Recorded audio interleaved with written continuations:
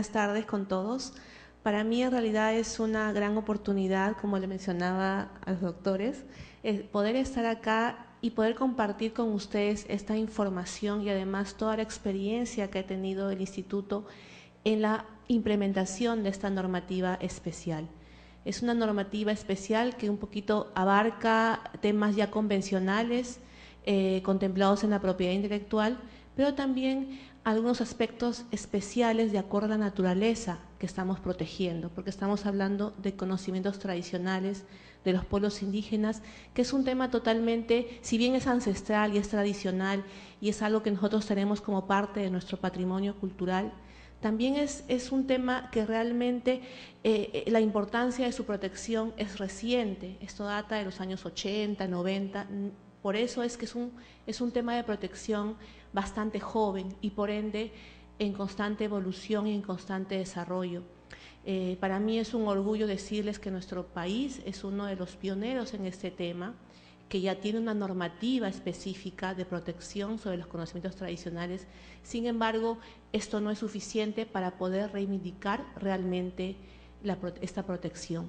Por eso se está trabajando también a nivel internacional y vamos a tratar de en estos pocos minutos poder compartir todo ese desarrollo y un poco explicarles la importancia del tema y un poco la atención también, porque es un tema bastante denso, académico, como conversábamos hace un momento, y por eso tampoco tan fácil de poder transmitir, ¿no? Yo por eso quisiera que si tuviesen alguna pregunta, por ahí hacemos un poco un tema de conversación, más que yo poder hacer un monólogo, poder interactuar, ¿no? A fin de que todo quede claro y al menos las ideas principales sobre todo, ¿no?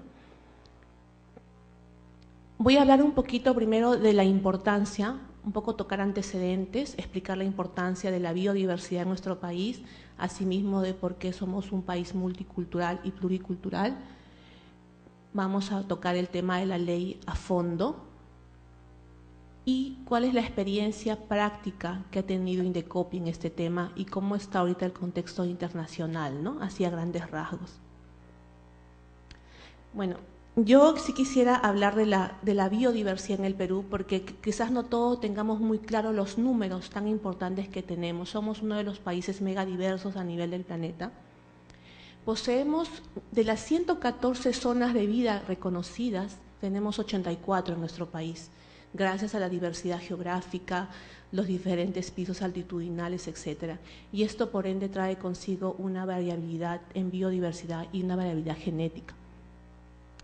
Asimismo, 28 de los 34 climas existentes. Esto lo he, digamos, extraído de publicaciones interesantes y reconocidas, ¿no? Tenemos una alta diversidad biológica, cerca de 4.400 especies de plantas nativas de uso alimenticio, medicinal y ornamental. En el Perú poseemos 25.000 especies de plantas, que significan el 10% del total a nivel mundial.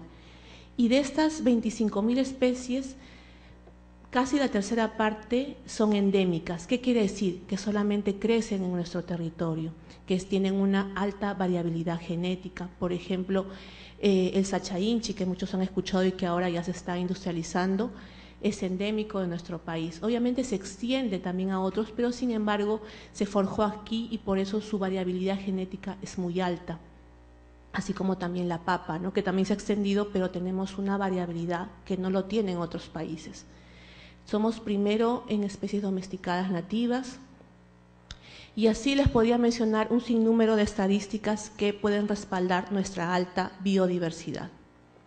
Eso en conjunción con nuestro país, que es pluriétnico y multicultural, pues genera un enriquecimiento en el tema de conocimientos tradicionales, la interacción de la naturaleza y la capacidad del hombre de poder innovar a partir de ella es lo que ha generado esta riqueza, ¿no? Que actualmente tenemos y que estamos preocupados por proteger y ver de qué manera le damos un valor agregado a todo ello.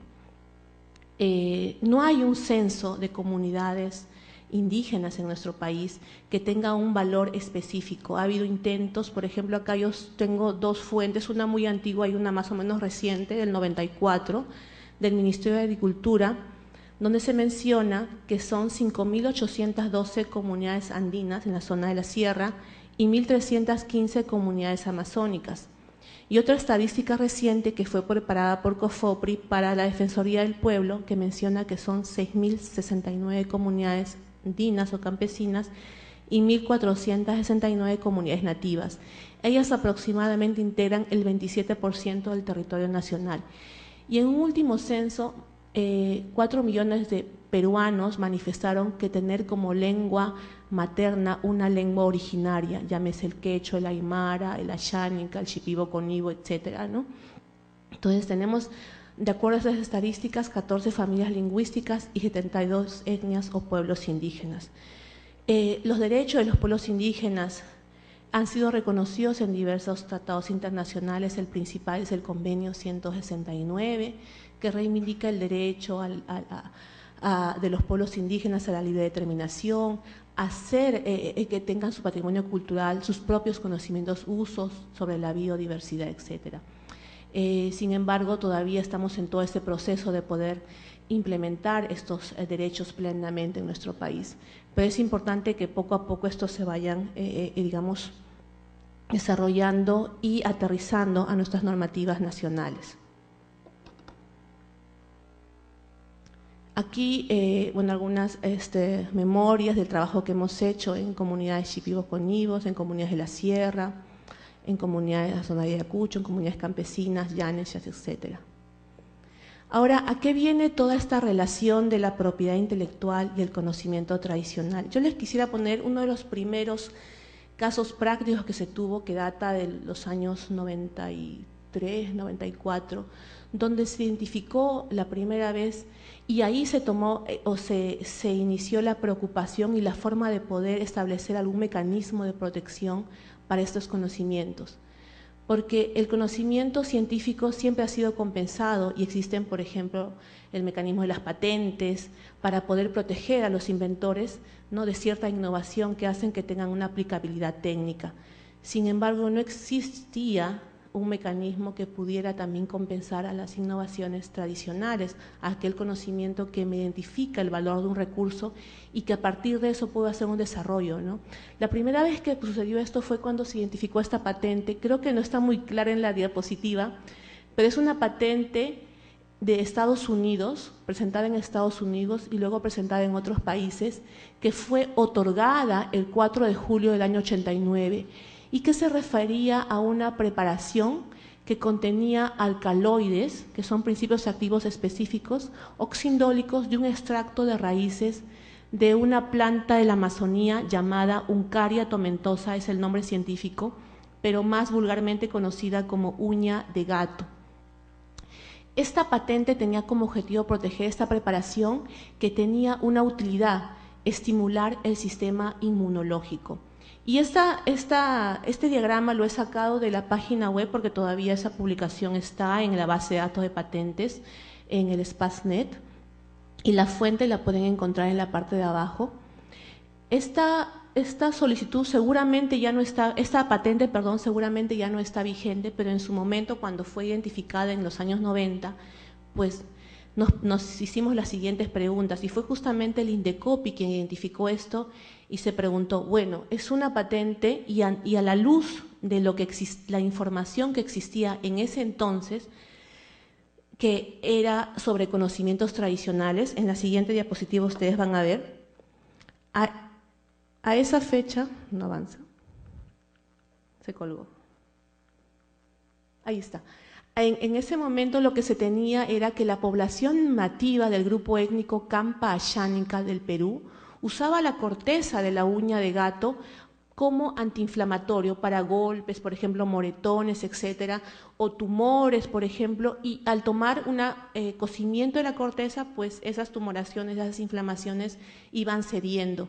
Y eso era un uso tradicional, ancestral, que se documentó a partir de los años 80, pero no formaba parte de las bases de datos de patentes.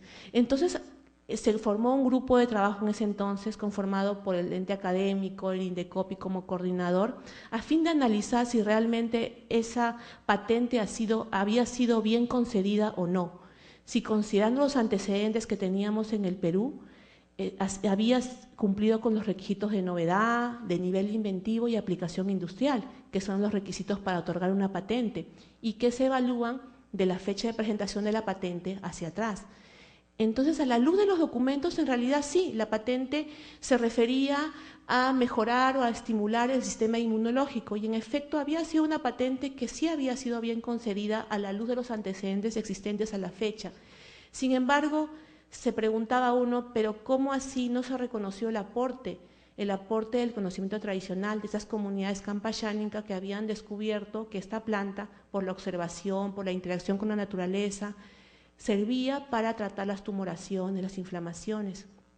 Y entonces se comenzó a trabajar en una forma de proteger, de darle realmente un reconocimiento a este generador, ¿no?, de información que era crucial para poder desarrollar a nivel científico pues un medicamento, una medicina, etcétera, que pudiera tener ciertas características y ser aplicadas a nivel de la salud.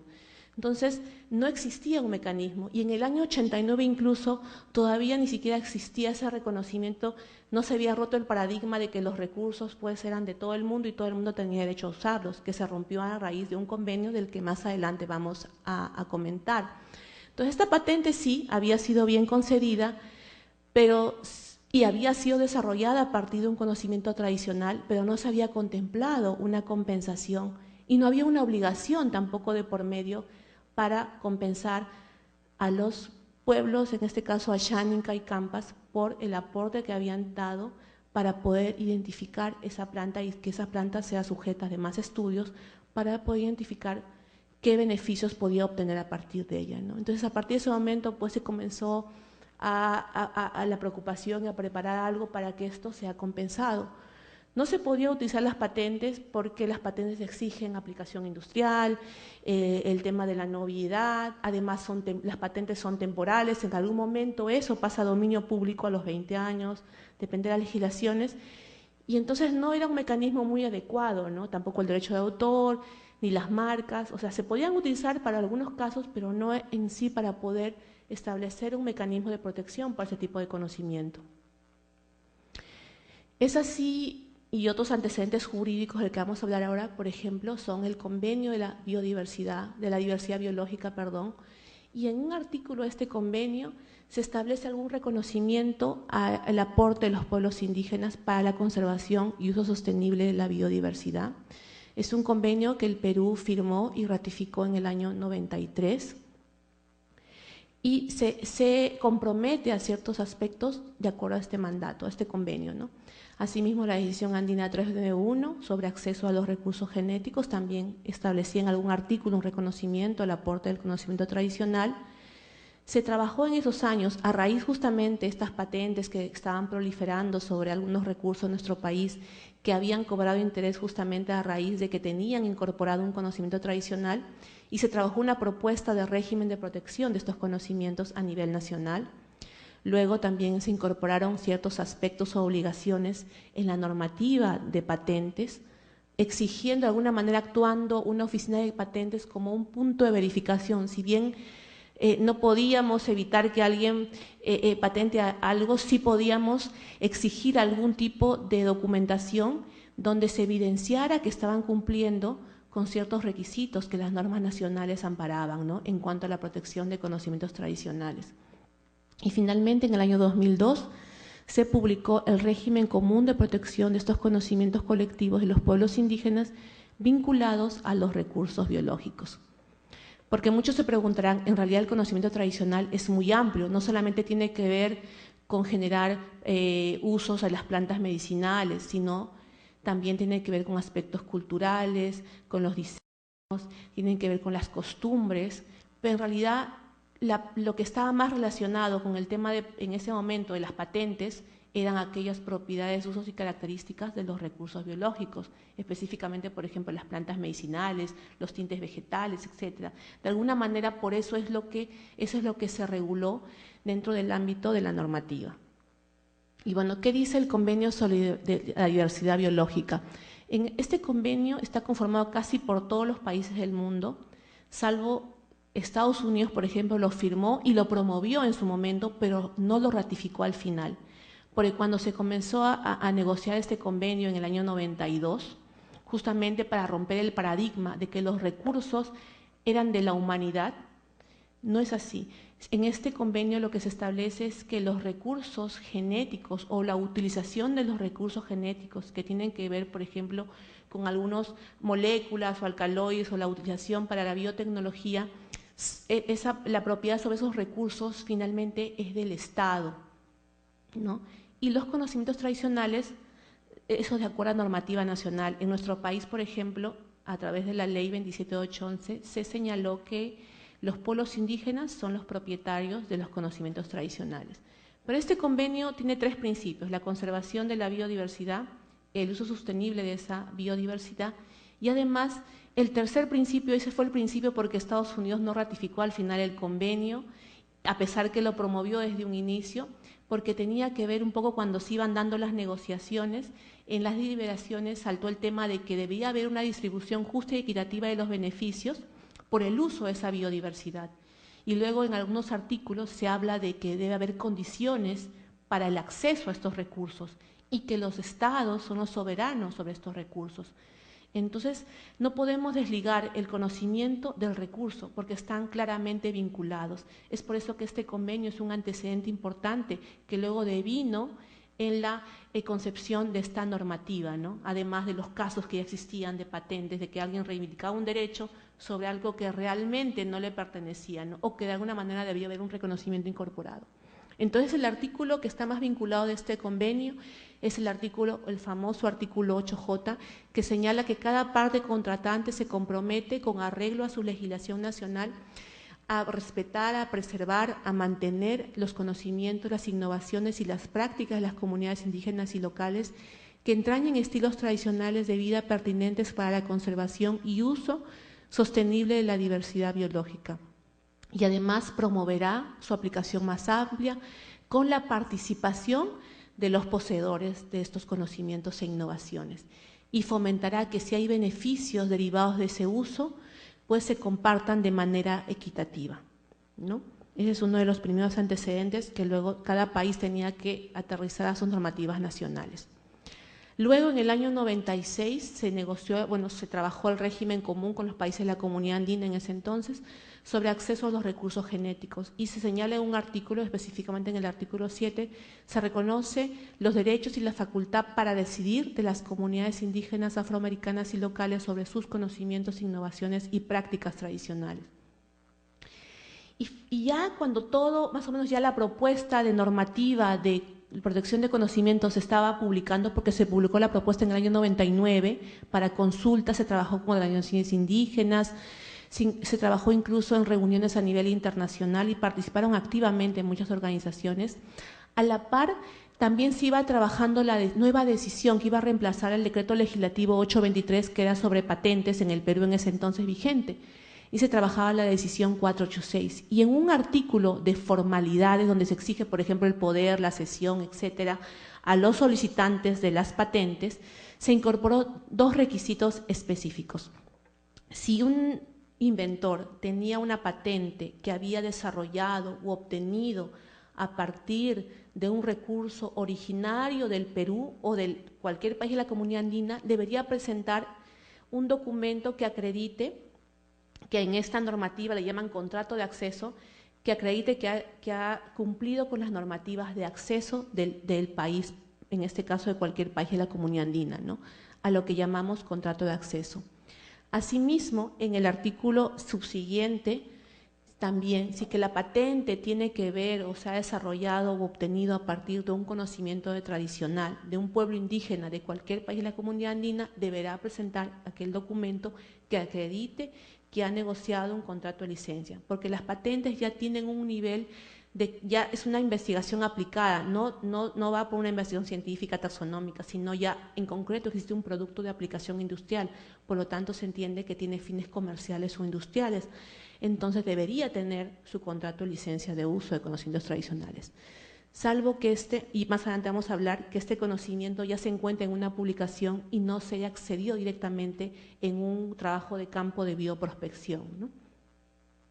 Asimismo, a nivel de la SADPIC, que es el acuerdo sobre los aspectos de los derechos de propiedad intelectual relacionados con el comercio, el Perú y otros países están reivindicando que en este acuerdo pues también se incorpore algo así como lo que tenemos en la decisión 486, es decir, algún documento que certifique el cumplimiento de las normativas de acceso y de acceso a recursos genéticos y a los conocimientos tradicionales, ¿no? El consentimiento fundamentado previo, las condiciones mutuamente acordadas, etcétera. Eso todavía está en desarrollo, algunas veces avanza más, algunas veces no avanza nada, pero bueno, está en discusión en este foro, ¿no? En este Consejo de los ADPIC. Asimismo, algo reciente, bueno, reciente para un tema de negociación, ¿no? Porque a veces las negociaciones pueden demorar muchos años. En el año 2009, justamente el doctor Binatea hablaba de un comité, el Comité Intergubernamental sobre Propiedad Intelectual, Recursos Genéticos. Se han iniciado ya, antes solamente se reunían y cada uno hablaba de su normativa, explicaba, bueno, en India yo tengo una biblioteca digital donde he digitalizado todos los conocimientos de los pueblos originarios de la India. Panamá hablaba de su ley de conocimientos tradicionales que tenían que ver con las expresiones culturales, y así todo el mundo hablaba, pero nadie llegaba a un acuerdo, se hacían estudios, se hacían compilaciones de legislaciones, etcétera, pero no había un mandato claro y específico para llegar a un acuerdo final, de alguna manera, de qué naturaleza, si vinculante o no, directrices o una declaración, o finalmente algo vinculante como un convenio, ¿no? Sin embargo, en el año 2009, a raíz de todo el impulso y toda la información, entre ellos el Perú también mandó información sobre la experiencia práctica de la que les comenté, sobre el análisis de las patentes, donde estaba incorporado un conocimiento tradicional. Hay muchos documentos que ustedes pueden ver en la página de la OMPI, donde el Perú ha manifestado a través de documentos toda la experiencia práctica que ha tenido en este tema, desde el caso de la uña de gato, luego de la maca, el sachainche, etcétera, de manera muy clara, ¿no? qué trabajo se ha realizado como oficina de patentes y también como una comisión conformada para ver estos casos día a día, ¿no? Porque es un seguimiento que se monitorea día a día. En el año 2009 se renovó el mandato de este comité por 2 años, o sea, hasta el 2011, para que inicien negociaciones ya para llegar a una protección efectiva de los conocimientos tradicionales, de las expresiones culturales tradicionales y de recursos genéticos. Se ha avanzado, sí. Se ha trabajado y hay artículos de los 2 textos de conocimientos y de expresiones culturales tradicionales. Sobre recursos genéticos se inició con principios y objetivos. Era una cosa muy vaga, muy difusa. Era un principio y un objetivo, acompañado de un principio y de un objetivo. Actualmente, el año pasado, ya se consiguió que el tema de acceso ya sea un listado de artículos que está mucho más aterrizado que antes, mucho más concreto, con menos opciones, pero igual todavía las posiciones de los países son muy divergentes. Y seguramente este mandato se va a tener que renovar por un periodo adicional, que además está impulsado por otros foros internacionales, como es el Convenio sobre la Diversidad Biológica, que el año 2010 ya elaboró un protocolo que fue negociado y que fue acordado, que tiene ya la fecha. Todavía no está en vigor porque faltan unas 34 ratificaciones, pero esas cuestiones que están en paralelo van impulsando ese tema. Por eso ese tema está cobrando mayor importancia realmente, y a nivel internacional con este protocolo en Nagoya, que incorpora el tema de distribución de beneficios que están señalados en el convenio, pues el compromiso sería mucho mayor y mucho más fuerte para que estos temas sigan avanzando y además sigan engranándose, porque la propiedad intelectual es vista como un mecanismo un poco de supervisión. Si ustedes han visto, hay mecanismos, hay requisitos en los requisitos para solicitar una patente que incorporan estos temas. Y eso es importante porque de alguna manera eso ayuda a supervisar los mecanismos que establece este convenio sobre la diversidad biológica, sobre los recursos biológicos y sobre los conocimientos tradicionales. Entonces, de una manera todo esto se conjuga, se complementa, ¿no? Para poder avanzar. Y bueno, ahora vamos a hablar específicamente de nuestra normativa nacional, que está vigente desde el 10 de agosto del 2011. Muchos señalan que como no tiene un reglamento, no está vigente. Eso no es cierto porque en ninguna parte de la ley dice que se deba reglamentar, salvo el tema del fondo. Entonces, esa ley está en vigor, tiene obviamente muchos aspectos, mecanismos de la norma que todavía no se han implementado, que tienen que ver con el tema de distribución de beneficios, pero la mayoría de estos ya están, digamos, implementados y están disponibles para su uso. No ha sido una tarea fácil el tema de la implementación porque tiene que ver con la naturaleza misma del sujeto de derecho. Hay otras preocupaciones mucho más urgentes que el tema de proteger sus conocimientos tradicionales, y eso un poco ha hecho que el avance pues sea lento pero seguro, diría yo, porque se han conseguido ya muchos logros y ahora vamos a hablar de ellos, ¿no? El reconocimiento de derechos. El artículo 1 señala que el Estado peruano reconoce el derecho y la facultad de los pueblos y comunidades a decidir sobre sus conocimientos colectivos.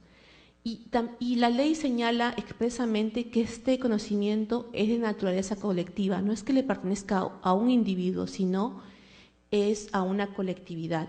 Y es importante porque cuando uno va a una comunidad, en realidad a veces se encuentra con que está el que le dicen chamán, por ejemplo, o el especialista, o el conocedor, o el que más sabe, ¿no?, de un conocimiento. El abuelo, por ejemplo, o las evaporadoras, son las personas que más conocen. Pero la idiosincrasia de las comunidades es que esta información, por más que algunos de ellos sean los especialistas, la idea es el compartir, el que esto es colectivo, así como la tierra se comparte también el conocimiento. La cosmovisión de los pueblos indígenas es que por más que hayan especialistas, esta información, este conocimiento es de todos. Esa es la cosmovisión de los pueblos indígenas, y justamente por esa cosmovisión es que en la norma se recoge que el conocimiento es de naturaleza colectiva, porque se trabajó mucho con las organizaciones y con representantes indígenas especialistas en el tema que pudieron aportar esta normativa. No es por eso que se trabajó de esta manera. Incluso tenemos una definición de pueblos indígenas que no lo tiene. Casi a nivel internacional no existe una definición, y en pocas normativas se atreven a poder definir el sujeto de derecho, y en este caso en el Perú se definió. Y la definición está acorde con lo que señala el convenio 169 e incluso incorpora ciertos términos que forman parte y esclarecen al sujeto de derecho de esta normativa. Por ejemplo, son pueblos originarios que tienen derechos anteriores a la formación del Estado peruano, mantienen una cultura propia, un espacio territorial y se autorreconocen como tales. Ese término es muy importante porque está incluso en el convenio 169 y también está en la Declaración de los Pueblos Indígenas. Se incluye a los pueblos en aislamiento voluntario, a las comunidades campesinas y a las comunidades nativas. Incluso la norma, no he puesto el texto completo de la definición, incluso acepta otros vocablos.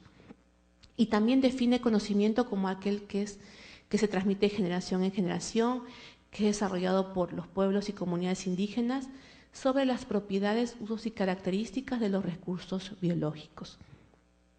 Y obviamente el acceso se regula para aquellos fines que son de aplicación comercial, científico o industrial. Los objetivos, pues el respeto, la protección, que cuando un tercero use un conocimiento, se realice con el consentimiento informado previo de los pueblos indígenas, que se promueva la distribución justa y equitativa, el fortalecimiento de capacidades, y un punto muy importante es que a la vez un poco se engrana el tema de la propiedad intelectual, se engrana acá con las patentes. Justamente hay una información de conocimiento que ya es pública, que ya está en los libros, en las publicaciones, y esa información debiera ser consultada por las demás oficinas de patentes para que sean tomados como antecedentes para evitar que se concedan patentes que no merecen protección, que no tengan novedad, ni tengan nivel inventivo, etcétera, ¿no? Entonces, esta información también es importante. Obliga a la oficina a un poco compartir esta información, pero a nivel de oficinas de patentes, solamente para el fin de evitar que se conceda patentes que no merecen protección.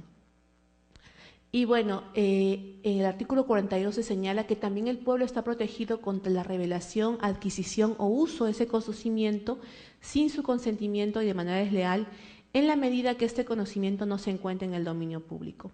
Y aquí el link con las patentes. Se presenta el contrato de licencia de uso cuando alguien tramita una solicitud de patente que tenga que ver con que haya desarrollado o obtenido su invención a partir de un conocimiento tradicional. Y este punto siempre es bien debatido, el tema de que este conocimiento no se encuentre en el dominio público. Y en la práctica lo que nosotros hemos podido recoger de este punto es, no es que si un conocimiento está en un libro, ya lo uso, voy a la comunidad, investigo más sobre eso y no necesito tener el consentimiento. No es así. Si un conocimiento está en el dominio público, yo puedo referenciarlo como bibliografía, como parte de mi investigación, está bien, no necesito pedir el consentimiento, no tengo identificado al pueblo indígena con quien voy a trabajar la información o recoger la información. Pero si yo voy a trabajar en una comunidad y tengo identificado al pueblo indígena, yo necesito hacer el consentimiento. El consentimiento, la ley no lo detalla, no dice que deba ser escrito o oral. Lo que se sugiere es que sea en el marco de las normas que respaldan los derechos de los pueblos indígenas, por ejemplo, la ley de comunidades campesinas, la ley de comunidades nativas. A nivel comunitario existen las asambleas comunales a través de la cual se toman acuerdos. Eso sería un ejercicio de consentimiento informado previo. Además, cuando uno ve una publicación, por ejemplo, y necesita más información al respecto, necesita el consentimiento informado previo de la comunidad o comunidades con quien va a trabajar. Nosotros en la experiencia que hemos recopilado también información pública, a veces se encuentra información muy vaga, por ejemplo, no sé, la Physalis peruviana, Aguaymanto, tiene un gran contenido de ácido cítrico y tiene bastantes vitaminas, pero no te dice, no te da mucha especificidad, o te dice, por ejemplo, en este caso se utiliza la corteza como desinflamante, pero no te dice si es un cocimiento de la corteza, si es una infusión nada más, si se toma, si se evapora, si se aplica, si es una variedad determinada de una planta, por ejemplo. Esa especificidad y esa información que a veces es relevante para continuar con mi investigación, esa información solamente se consigue a través de un trabajo de bioprospección. Entonces hay que tener mucho cuidado con ese tema, no porque yo encuentre una publicación ya estoy exceptuado de cumplir con el consentimiento. En tanto yo acceda al conocimiento y necesite información de la comunidad, yo necesito pedir consentimiento informado previo. Y si mis fines son industriales o comerciales, tendré que establecer una compensación a través de acuerdos de licencia. Y bueno, aquí están las principales herramientas e instrumentos de la ley. El consentimiento, que es obligatorio para cualquier fin, obviamente fines de aplicación científica, industrial o comercial. Alguna vez nos preguntaron, por ejemplo, el Ministerio del Ambiente, me parece, no me acuerdo qué dirección, estaban haciendo un trabajo para hacer una hidroeléctrica en cierta zona, y en esa zona habían pueblos indígenas y necesitaban, como parte de la investigación, del estudio de impacto ambiental de esta hidroeléctrica, hacer un inventario de flora y fauna. Y para eso requerían un poco hablar con los pobladores para decirles cuántos, por ejemplo, loros veían volar en cierta hora del día, para poder hacer el inventario de flora y fauna. Entonces nos dijeron, necesito el consentimiento informado previo, escrito, oral, etcétera. Nosotros le dijimos, bueno, analizando la norma, en realidad cuando tú tienes un fin, vas a industrializar un conocimiento, vas a comercializar un conocimiento, vas a investigar el conocimiento en sí, no. Mi objetivo es hacerlo hidroeléctrica. Entonces no necesitas el consentimiento porque no vas a hacer una investigación, una aplicación científico-industrial del conocimiento, vas a hacer una hidroeléctrica. Pero lo que sí no deberías hacer es publicar esa información. O sea, esa información de tu estudio la usas de manera confidencial y si la vas a publicar o divulgar, porque si bien recuerdan el anterior artículo decía, está protegido contra la revelación, adquisición o uso. Si vas a divulgarla, tienes que decirle a los pobladores, bueno, voy a publicarla, pero si no es necesario publicarla porque no es, o sea, es importante para la elaboración de la ley, no vas a publicarla en una revista científica, quizás a nivel de la institución que necesita esa información, no necesitas el consentimiento. Es muy diferente, hay que un poco clarificar algunos aspectos porque uno puede creer que pues, está protegido, necesito consentimiento para todo. Necesitas hacer un trabajo para una hidroeléctrica, no estás aplicando científica ni comercialmente el conocimiento tradicional. En el marco al menos de esta normativa, no requerirías el consentimiento que establece la normativa, pero sí, de alguna manera, un respeto al tema de la divulgación, porque el pueblo indígena también está protegido contra la divulgación sin su consentimiento. Y el otro mecanismo es el registro de contrato de licencia. Esto es cuando los fines del acceso son comerciales o industriales, ¿no? La normativa tiene claramente establecido cuáles son las cláusulas del contrato y este contrato, si se llega a dar, se debe registrar en Indecopi para que nosotros podamos verificar que realmente lo que está establecido en la norma se ha incorporado en los contratos. Asimismo, otro mecanismo es el registro, con el tema de preservación y de ser utilizado en su momento como un mecanismo de defensa en un caso de infracción.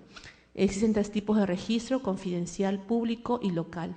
El confidencial es básicamente como preservación y como una prueba de fecha cierta, que ya se ha trabajado y ya tenemos resultados actualmente. El registro público es lo que les mencionaba, son como base de datos que sirven a las oficinas de patente para tomar esa información y evitar conceder una patente que no merece protección porque no cumple con novedad, porque esa información ya había sido divulgada, ¿no? Un fondo que se creó que está a cargo de representantes de organizaciones indígenas y 2 representantes de lo que actualmente es la Dirección General de Inclusión de Conocimientos Ancestrales del Ministerio de Cultura, que están dentro del Viceministerio de Interculturalidad. Este tema ha tenido bastantes problemas para implementarse, porque en un inicio la ley mencionaba al CONAPA, luego cambió a INDEPA, luego cambió a una Dirección General de Pueblos Originarios, y recién hace 2 años, cuando se formó el Ministerio de Cultura, pues pasó a formar parte de las funciones, este fondo a implementarse, de las funciones de este Viceministerio de Interculturalidad y específicamente de esa dirección. Sin embargo, no ha sido fácil esa tarea. Ya se conformó el comité que administra el fondo, pero aún no se reglamenta el funcionamiento de este fondo, ¿no? Esto es complicado porque es como que es una mesa con 3 patas, o sea, no nos permite aplicar el tema de las multas, porque ¿a dónde irían las multas? A Indecopi no pueden ir, por ley tienen que ir al fondo. Entonces es una dificultad que se viene dando en la implementación de la norma, ¿no? Que es una de las cosas que yo les dije al principio que les iba a contar, cuáles son las dificultades principales que se han ido presentando.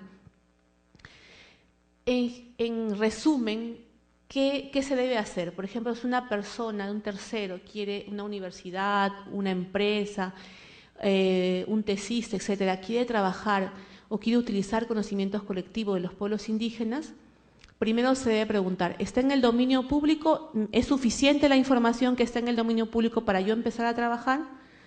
Si está en el dominio público, preguntarse, ¿está antes del 82? Porque la ley menciona eso, que a pesar que yo use información en el dominio público, si esa información se ha publicado hace más de 20 años, no tengo ninguna obligación. Pero si se ha publicado después de 20 años, dentro del plazo de 20 años de publicar la norma, debo pagar un porcentaje al fondo. Un porcentaje que puede ser 1%, 2%, no está definido en la norma. Y este porcentaje va a este fondo. Pero como este fondo todavía no está operativo, no se puede cobrar este porcentaje a estas empresas que vienen usando conocimientos que no han sido públicos hace más de 20 años.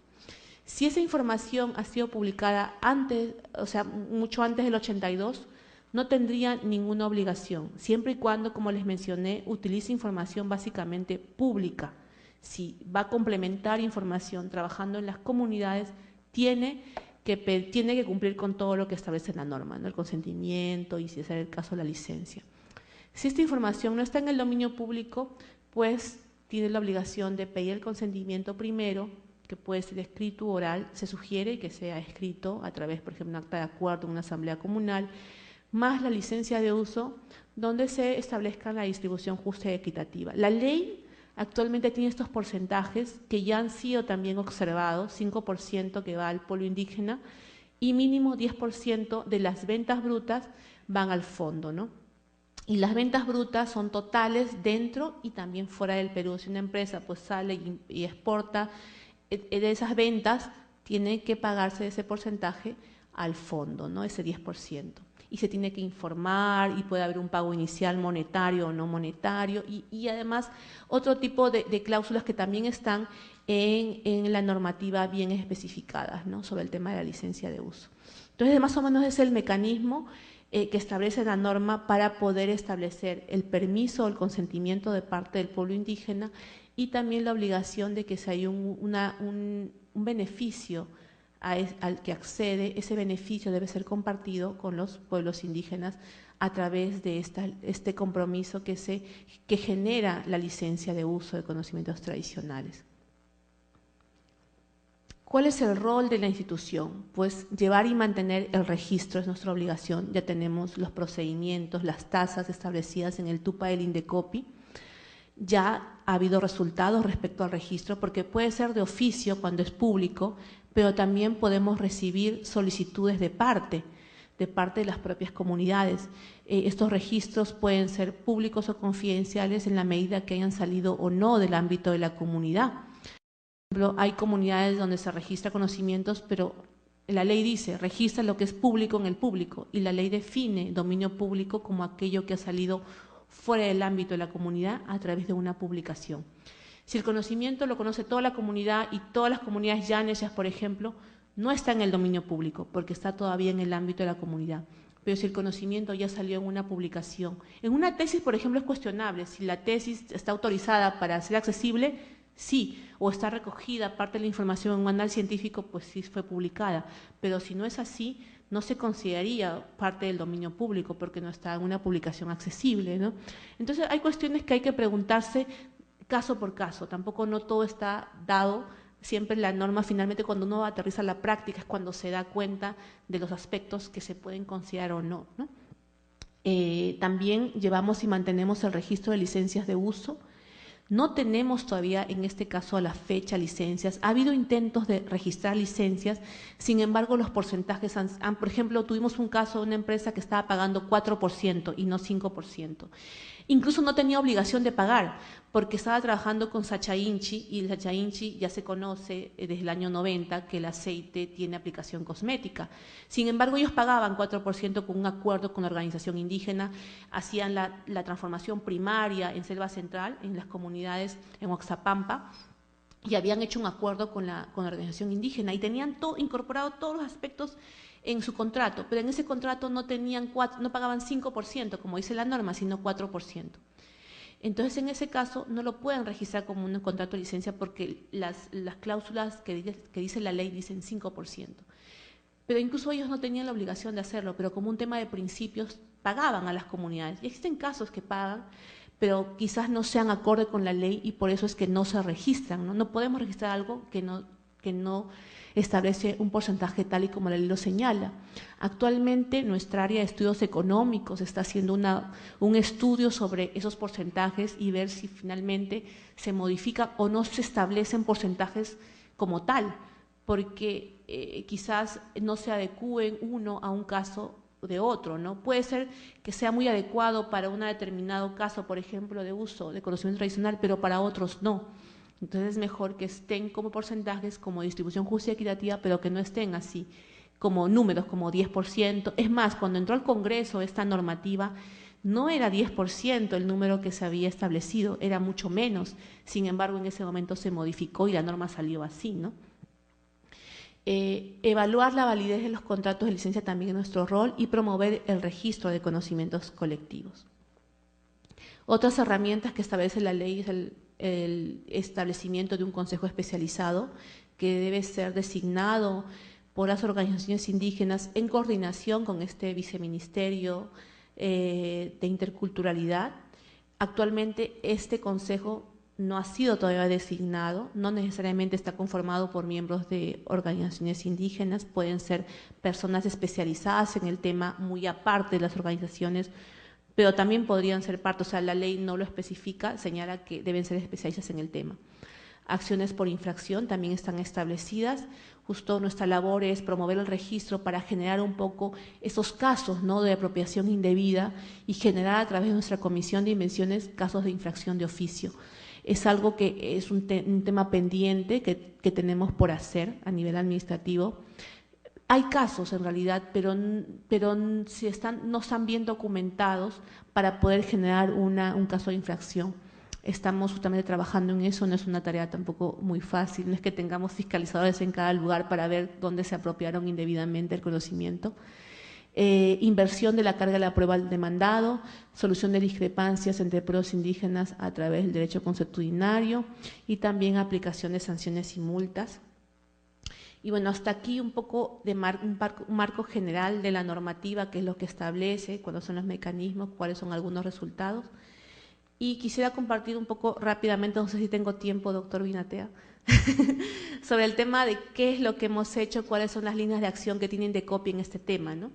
Trabajamos a través, básicamente, de la difusión, de la promoción del registro, de la implementación de esta base pública para que no se otorguen patentes indebidas en otros países, y también requerimientos de estos contratos de licencia, ya sea de conocimientos tradicionales o de acceso al recurso genético en las solicitudes que ahorita están presentando en la Oficina de Patentes. El portal, tenemos un portal de conocimientos tradicionales a través que difundimos las actividades que hacemos, las normativas recientes, las negociaciones, etcétera. Y también la difusión a nivel nacional, trabajamos individualmente, pero generalmente nos aliamos con instituciones, organizaciones indígenas, institutos de investigación, para poder, para que nos lleven en la convocatoria y en dirigir nuestras charlas pues a público específico que pueda pues replicar esta información y que esté interesado en el tema. No solamente hacemos difusión a nivel de las comunidades, sino también a nivel de los investigadores, centros de investigación, universidades, empresas de productos naturales, etcétera. Hicimos esto fue hace mucho tiempo, pero es una experiencia bien bonita. Hicimos un taller de facilitadores indígenas, se convocó a 20 facilitadores de diferentes puntos del país, que eran líderes indígenas, para que puedan participar de un taller de una semana sobre temas de propiedad intelectual, pero también sobre todo temas de la ley, ¿no? Y de una manera se comprometió para que estas personas eran líderes indígenas, pero que además todavía tenían mucho vínculo con su comunidad, en algunos casos vivían en su comunidad y pues estaban interesados en poder difundir información que sea importante para ellos, ¿no? Y se trabajó en Indecopi, se trabajó un programa muy interesante y todavía hasta ahora mantenemos la comunicación, ¿no? Tenemos como 15 a 20 materiales de difusión diversos, algunos ya están, han ido actualizándose, recogiendo experiencia práctica. Tenemos este manual explicativo de la ley, por mencionar algunos de ellos, una guía de registro de conocimientos colectivos, un material especializado, bien didáctico. Hemos sacado también guías para poder hacer el registro y también materiales no solamente escrito, sino también en audio, ¿no? Y en lenguas indígenas, en Asháninka, en Quechua. También hacemos difusión a nivel de, por ejemplo, en este caso a nivel de Foro de Cooperación Económica Asia-Pacífico, se hicieron 2 proyectos, un proyecto que tenía que ver un poco con una encuesta para evaluar dentro de las economías APEC, estas 23 economías, se les preguntaba cómo iban en el desarrollo de normativa o acciones respecto de la protección de conocimientos tradicionales y acceso a recursos genéticos, y luego ese resultado de la encuesta se llevó a cabo en Lima, fue en agosto del año 2011, y se transmitió toda esta información. La publicación y el detalle de los resultados de la encuesta y el análisis de la encuesta está en esta página web que les he dejado en la diapositiva. Y en el año esto fue en el año 2008, y lo siguiente, el seminario de experiencias prácticas exitosas en la implementación de herramientas para la protección de conocimientos tradicionales, se dio en el 2011.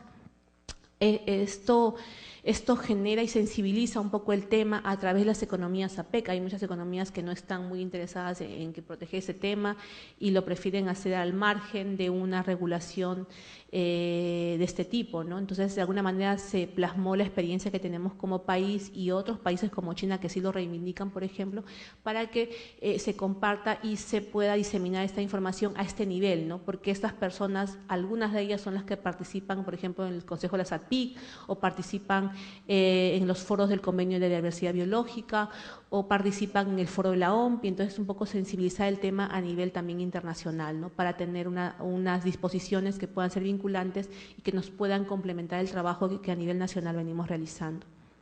Estas son unas memorias de esos seminarios, de ese último seminario, del seminario sobre experiencias prácticas. Y aquí, bueno, todos los participantes de las diferentes economías, nosotros también estábamos ahí. Y bueno, la promoción del registro, y este es un tema del que me gusta más hablar porque es un tema bastante interesante y bastante innovador que se hace en Indecopi. Trabajamos la promoción del registro, o sea, no esperamos que así como los inventores vengan y registren sus patentes, sus inventos, no. Nosotros trabajamos la promoción del registro en las mismas comunidades, y eso lo hicimos a partir del año 2006 de lleno, ¿no? Y justamente a partir de ese momento es que tenemos los primeros resultados de registro de conocimientos tradicionales, porque cuando se implementó los procedimientos, por ejemplo, Indecopi tiene que poner una tasa, tiene que cobrar. Por ejemplo, en patentes se cobra creo que 625 soles por la presentación, luego el examen de fondos, otra cantidad de dinero así, y las anualidades, todo un costo de inversión para proteger una patente. En el caso de conocimientos, nosotros más bien teníamos, el Estado un poco proteger ese conocimiento, amparar esa información. Decíamos, ¿cuánto vamos a cobrar? 100 soles, 20 soles. Si cobramos, nadie va a querer registrar nada, o sea, sería un impedimento. Entonces buscamos la manera de poder facilitar este proceso y en una normativa de comunidades campesinas en el artículo 26 señalaba que todo procedimiento que haga una comunidad campesina frente al Estado debería ser exonerado de costo, ¿no? Y eso lo presentamos a la alta dirección y salió una resolución ministerial de la PCM donde todos los procedimientos en el marco de la ley 27811 son gratuitos. Y además hay un artículo de la ley, el artículo 23, si mal no recuerdo, que señala que nosotros estamos obligados, si el pueblo indígena así lo quiere, ir a las comunidades y hacer el registro in situ de sus conocimientos, siempre y cuando existe un acuerdo de la comunidad en que eso se dé, porque sin el acuerdo de la comunidad no podemos hacer el registro. Entonces es un trabajo bien interesante, que algunas memorias del trabajo que hicimos en Bagua en el año 2010, en unas comunidades Aguajún o Aguaruna, nos reunimos primero, bueno, el trabajo previo, el desarrollo y todo es de meses. Primero se tiene que hacer un trabajo de identificación de las plantas, identificación del nombre científico, porque ¿de qué sirve que yo tenga el conocimiento de la corteza del chuchuhuasi, pero no sé exactamente si es el chuchuhuasi? Puede ser un nombre que se conozca en Loreto, pero en Ucayali puede ser conocido de otra manera. Por ejemplo, hay una planta del aguaimanto que casi todos conocemos. En algunas zonas del Perú se conoce como capulí, en otras zonas como aguaimanto. En Colombia se conoce como ushuba. El nombre común puede variar de un lugar a otro, pero lo que nunca varía es el nombre científico. El nombre científico del aguaimanto es Physalis peruviana. Ese nombre va a ser así acá, o en Corea, o en China, o en cualquier parte del mundo. Entonces, para registrar un conocimiento tenemos que tener muchos datos. No solamente saber que la corteza, se cose la corteza y se toma la corteza por un mes, descansando, haciendo dieta, etc. Tenemos que saber de qué corteza estamos hablando, de qué planta estamos hablando. Entonces, esa información es importante e Indecopi no tiene un laboratorio para identificar el nombre científico de la planta. Entonces, cuando empezamos a trabajar este tema, pues dijimos, ¿y cómo hacemos la identificación? Pues en el Perú no existen tantos institutos que hagan esta identificación. Lo trabajamos primero con el Museo de Historia Natural, luego lo trabajamos con la Universidad Agraria. Finalmente, un aliado interesante que hemos logrado, fortalecer es el IAP, Instituto de Investigaciones de la Amazonía Peruana, que trabajamos la parte previa, que es la identificación y el tema de un poco hacer un inventario y un recojo de qué información puede tener una comunidad, y luego ya el Indecopi va y hace el registro, y esa es la información que luego verificamos si está en conocimiento público, o perdón, está en el dominio público o todavía permanece en el ámbito de las comunidades y no hay ningún antecedente por medio, y trabajamos el registro.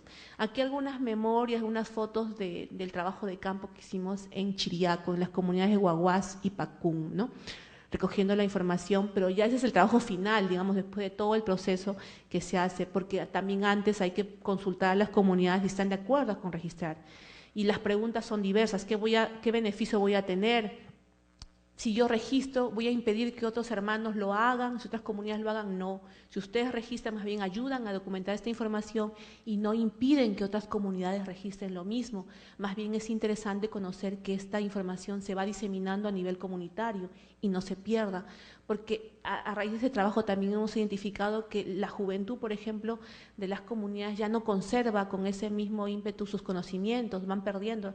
Muchos jóvenes sorprendidos decían, ¿la verdad esa planta sirve para eso? Y como que no, porque a raíz de esto, por ejemplo, hacemos reuniones con los comuneros y trabajamos tanto con las personas mayores como los jóvenes, y los jóvenes se sorprenden de las cosas que a veces sus padres conocen, porque ellos ya no están muy interesados en conservar, ¿no? y a raíz incluso de estos trabajos se ha logrado en algunas comunidades que se hagan registros locales, por ejemplo, nosotros le llamamos registros locales, pero en realidad ellos hacen, por ejemplo, pequeños jardines de conservación donde traen del monte las plantas más conocidas, las que más se utilizan recurrentemente, y las plantan ahí y tienen de alguna manera conservadas si algo pasa más adelante, o si no, no pueden traer muy rápido, irse al monte a recoger porque la lluvia, porque N cosas pueden pasar, ya tienen a la mano como una pequeña farmacia cerca a sus casas, ¿no? Entonces, el IAP apoya mucho ese trabajo, o sea, es un trabajo complementario, no es que Indecopi vaya a registro y se acabó el trabajo, sino el IAP sigue haciendo trabajos de conservación y trabajos también de fortalecimiento, por ejemplo, en el tema de jardines botánicos, en el tema de otros tipos de reforestación, por ejemplo, hacen piscigranjas, etcétera. O sea, otro trabajo complementario que de alguna manera se complementa con el trabajo que nosotros realizamos, ¿no? Ese trabajo es reciente, de diciembre del año pasado, en comunidades quechua-lamas, en San Martín. Aquí estamos en uno, justamente están haciendo como una chacrita para poder plantar las principales plantas que utilizan. Y acá, por ejemplo, este señor está enseñándonos la planta de Sachainchi, por ejemplo, que estaba floreciendo en ese momento. Acá estamos en una comunidad llamada Cachipampa, que es quechua-lamas. No es una comunidad muy antigua, por ejemplo, esta comunidad se formó en el año 82, me acuerdo que tiene su registro de inscripción. Sin embargo, ellos se autorreconocen como indígenas, mantienen sus costumbres, mantienen incluso sus vestimentas. Si ustedes ven a las mujeres, todavía mantienen sus vestimentas típicas. Y esta comunidad fue muy duro de llegar porque era caminar 5 horas, o dicen mulo, pero en realidad no te quieren alquilar las mulas, tuvimos que ir caminando 5 horas y es subida y bajada, y es es la experiencia más dura que hemos tenido porque no estamos acostumbrados a caminar tanto. Y no había otro modo de llegar en realidad, 5 horas caminando. Entonces nos quedamos a dormir 2 días ahí porque ya regresar ya no podíamos. Y fue un trabajo bastante enriquecedor. Esta otra comunidad es una comunidad nativa de Muchuyacta, que está más cerca, está en la zona de Chasuta, también en la región San Martín. Y bueno, estoy ya finalizando el trabajo de campo, nos tomamos unas fotos, ¿no? Y bueno, acá algunos resultados. Desde el año 2006 se presentaron 3 solicitudes, en el 2007 25, y así ha ido incrementándose. En el año 2012 697, en el 2013 196. Entonces, en total son 1.884 solicitudes presentadas relacionadas, me parece que aproximadamente 300 plantas. De estas 1.884 solicitudes no todas prosperaron porque, como les comentaba, al principio hubo mucha dificultad en el tema de la identificación científica de la planta, no teníamos cómo identificar el nombre y lo que hacíamos era volver a la comunidad, recoger las muestras con el Museo de Historia Natural, pero no nos dimos abasto en el tiempo y algunas solicitudes se abandonaron, pero se volvieron a presentar. Entonces, por eso el número de inscritos son 1.566, relacionadas a aproximadamente 300 plantas que representan el 7% de esas 4.400 que yo les mencioné en un principio de mi presentación, que tenían propiedades conocidas, o sea, que se sabe que tienen algún conocimiento asociado, algún uso. De esas 4.400, recién hemos podido recoger en ese trabajo de registro, que ha sido arduo, el 7% del total. O sea, todavía hay mucha información que se tiene que trabajar. Y de esa información hemos roto otro mito, otro paradigma que existía. Todo el mundo dice, no, pero ya el conocimiento, todo está publicado, todo ya se conoce, y en realidad no es así. De estas 1.566 solicitudes, tenemos 926 sí, que no se conoce ningún antecedente, que no han sido publicadas, que no han sido difundidas en ninguna publicación. Y 628 que están, sí, que ya se publicaron, que ya se ha contrastado con información pública, que ya se considera que está en el dominio público. Pero la mayoría de ellas todavía está en el ámbito, digamos, privado, en el ámbito de las comunidades. Más o menos aquí por año, cuántos se han otorgado por año, y aquí con todas las comunidades que hemos trabajado y que han presentado solicitudes, ¿no?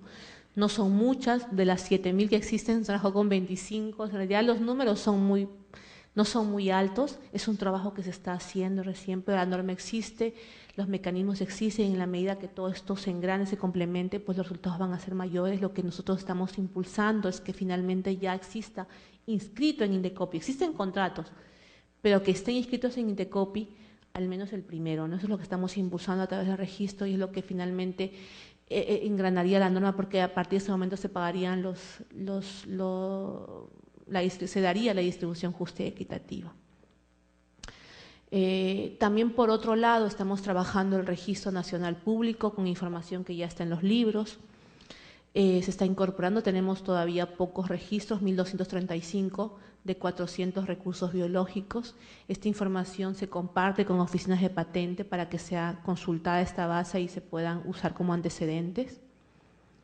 Esta es la forma en que se ingresa.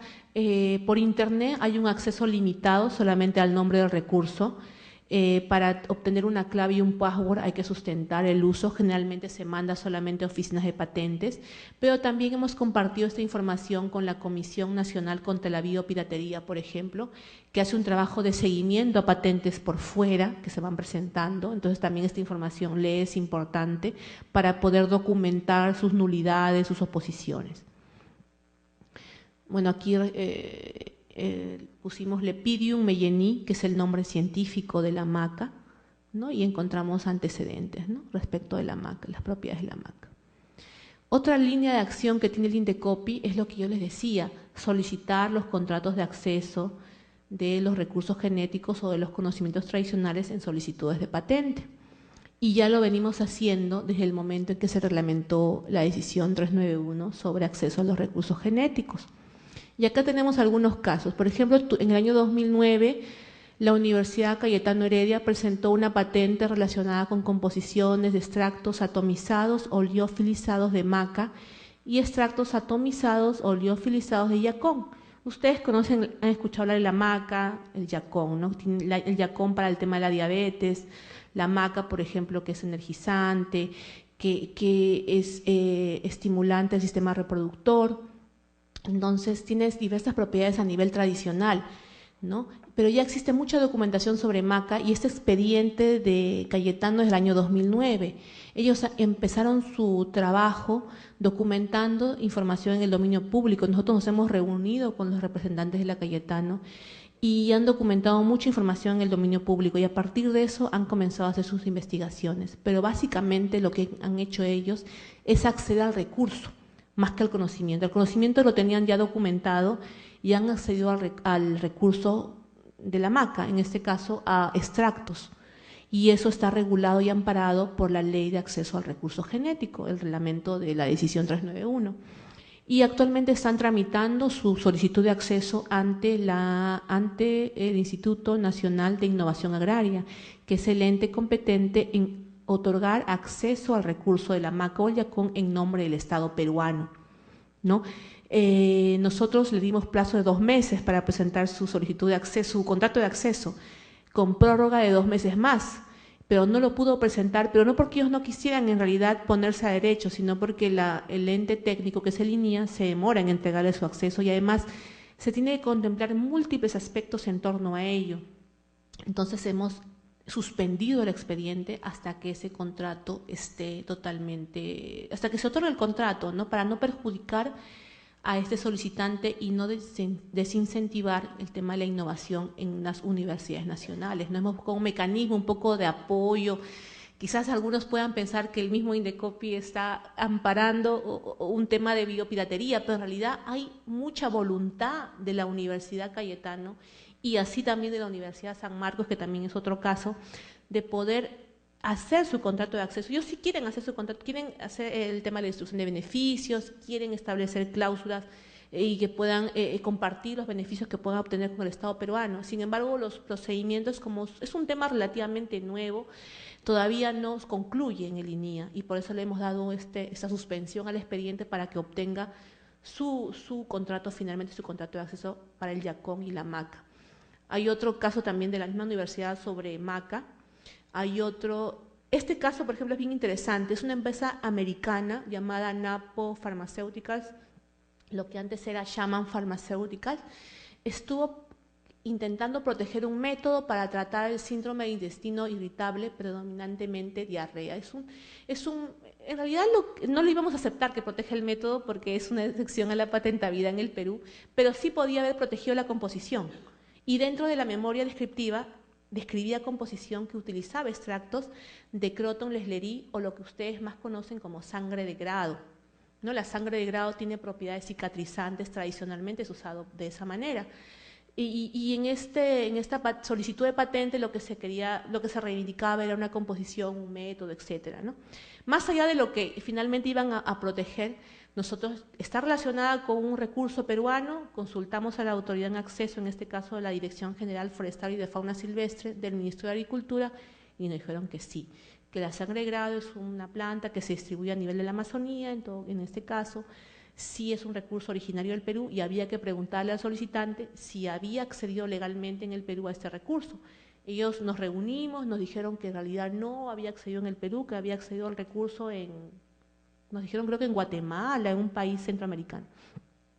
Entonces le dijimos, bueno, presente una declaración jurada donde usted diga que ha accedido allá y como en Guatemala no hay una norma de acceso, entonces se exceptuará de eso, lo analizaremos en su momento. Nunca presentó nada y se abandonó a los 2 meses del requerimiento, ¿no? De alguna manera es un mecanismo que tiene el sistema de patentes para proteger nuestros recursos, ¿no? O sea, si ellos les dimos las facilidades para que puedan acreditar que hicieron un acceso legal de acuerdo a las normas nacionales, la edición 391, el convenio sobre la diversidad biológica y lo que está incorporado en la edición 486, pero no presentaron nada al final. Y bueno, se abandonó. Tenemos otro caso de colombiano, que es sobre el huito, Genipa americana o huito, que más se conoce en la selva como huito. La autoridad de acceso, que es la Dirección General Forestal y de Fauna Silvestre, nos dijo que bueno, el huito en realidad se extendía más allá del Perú, en Colombia, en Ecuador, etcétera. Y el solicitante manifestó que había obtenido el recurso genético en Colombia, en el Instituto von Humboldt de Colombia. Entonces le hemos dado un plazo para que presente ese contrato de acceso de Colombia o en todo caso algún documento que acredite que accedió legalmente al recurso. Nos ha pedido un plazo excepcional porque está tramitando eso, le hemos dado un plazo excepcional a través de una, bueno, no plazo, sino una suspensión del procedimiento hasta que obtenga su contrato de acceso. Tenemos otro caso de un particular también sobre una planta incluso que está dentro de la categoría de especies amenazadas, que es la Copetalum giganteum. Ha hecho una composición farmacéutica para estimular también el sistema reproductor. Es una invención que ya está prácticamente para otorgarse, pero requiere también un contrato de acceso, entonces está en ese proceso al igual que los demás. Y bueno, ese es el caso que yo les mencionaba, ¿no? Del Croton Leslerie, que es sugerente la resina de la corteza, y tiene pues múltiples propiedades a nivel tradicional. Y finalmente esta solicitud de patente, se llegó a abandonar o archivar sin opción a volver a ser presentada porque ya no tiene novedad, ¿no? Porque ya fue publicada. Y bueno, como les mencionaba, no tenemos un caso todavía que en una solicitud de patente se haya pedido el contrato de licencia de uso de conocimiento tradicional, porque toda la información que ellos hacen referencia está documentada y es información que ya está en el dominio público, ¿no? Se ha declarado de manera expresa que no se ha trabajado directamente con comunidades, sino a través de publicaciones, y sí se ha accedido, pero solamente al recurso. Bueno, en ese entonces, esta diapositiva es un poquito, no tan antigua, pero tenemos un caso de San Marcos que ya podemos hablar de ese tema. En ese entonces era confidencial, tienen expedientes sobre Tara, Matico, Copaiba, que son recursos también originarios de nuestro país y que también están solicitando su contrato de acceso ante la autoridad pertinente, en este caso la Dirección General Forestal y de Fauna Silvestre, ¿no? El INDECOPI básicamente ejerce un rol facilitador y pues nosotros nos interesa que finalmente concluyan sus trámites para que la solicitud de patente siga su procedimiento regular, ¿no? Y bueno, yo quería compartir, pero esta información sí se las voy a dejar sobre una comisión que tiene el Perú que se llama la Comisión Nacional contra la Biopiratería, que también ejerce un rol de protección ante casos de acceso indebido a nuestros recursos, a nuestros conocimientos tradicionales. Y básicamente hace seguimiento a las patentes como las que yo les hablé, ¿no? La uña de gato, en otros países, en Estados Unidos, no sé, en Corea. Por ejemplo, yo sí quisiera hablarles de un caso, aquí está conformada por varias instituciones, entre ellos el INDECOPI, y el INDECOPI, según la ley, preside esta comisión. Este caso es bien interesante sobre el sachainche. El sachainche es un arbusto de la zona, que es en la zona de selva alta. Su nombre científico es Plukenetia volubilis. Se ha descubierto que tiene mucho más aceites esenciales y el ácido linoleico, por ejemplo, que incluso la almendra, que otras bayas de este tipo, y que eso es muy apreciada a nivel de la industria cosmética. Y en un momento dado se solicitó una patente en Francia, incluso también se iba a solicitar a nivel del Tratado de Cooperación en materia de patentes, es decir, patentes en varios países, y lo que querían proteger era el uso del aceite de esta planta, Plukenetia volubilis o sachainchi, para aplicación cosmética, dermatológica y nutracéutica. Se publicó el 11 de mayo del 2006 y la solicitante era la empresa Greentech, ahora Cognis, de Francia. ¿Y qué pasó? Cuando se enteró la Comisión Nacional contra la Biopiratería de este caso, pues inmediatamente comenzó a ver la manera de poder ver si había información sobre el conocimiento tradicional y justo consultó esta base de dominio público. Y en esta base, y bueno, que hemos ido documentando, teníamos la mención a que las ancianas, mayorunas, chayahuitas, campas, huitotas, chipivas, yaguas y boras, pueblos indígenas de la Amazonía peruana, mezclan el aceite de esta planta, de la almendra, de la semilla, con harina de esta misma almendra y preparan una crema especial, o sea, preparan como una pasta especial para revitalizar y rejuvenecer la piel. Esta información se recogió en un libro llamado Especies vegetales promisorias de los países del Convenio Andrés Bello en el año 92. Y esta solicitud de patente es el año 2006. Y seguramente fue publicada en ese momento. Entonces, este antecedente era relevante porque lo que estaban reivindicando era un uso cosmético del aceite del sachainchi. O sea, a todas luces, este antecedente afectaba a esta solicitud de patente.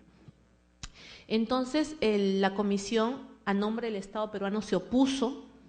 En este caso fue la primera vez a través de la presidencia del Indecopi, a veces lo hacen a nivel de la Cancillería, en el plazo de ley. Sin embargo, en Francia los procedimientos son distintos. Acá, por ejemplo, se hace un examen de fondo, se evalúan las oposiciones y luego se hace un informe y se otorga o no la patente en base a los antecedentes y a las oposiciones que se podían haber dado. En Francia no, en Francia todo se otorga. Se tramita, se anexan las oposiciones y se otorga. Luego ya se verán en litigio más adelante si alguien presenta una nulidad, etc. Entonces, se otorgó la patente a pesar de los antecedentes que nosotros hayamos enviado. Sin embargo, hubo un tema mediático allá que tildaron a esta empresa Greentech o Cognis ahora de biopiratas. Hubo todo un colectivo, una ONG que comenzó a hablar cómo es posible que se apoderen, cómo van a proteger un uso de cosméticos, y eso ya se conocía en el Perú, que incluso creo que dentro de la solicitud de patente habían mencionado algo de ello, entonces no estaban de acuerdo, ¿no? Y luego representantes de Greentech vinieron al Perú y se reunieron en ese entonces con la presidenta de la Comisión Nacional contra la Biopiratería y con algunos miembros de la comisión.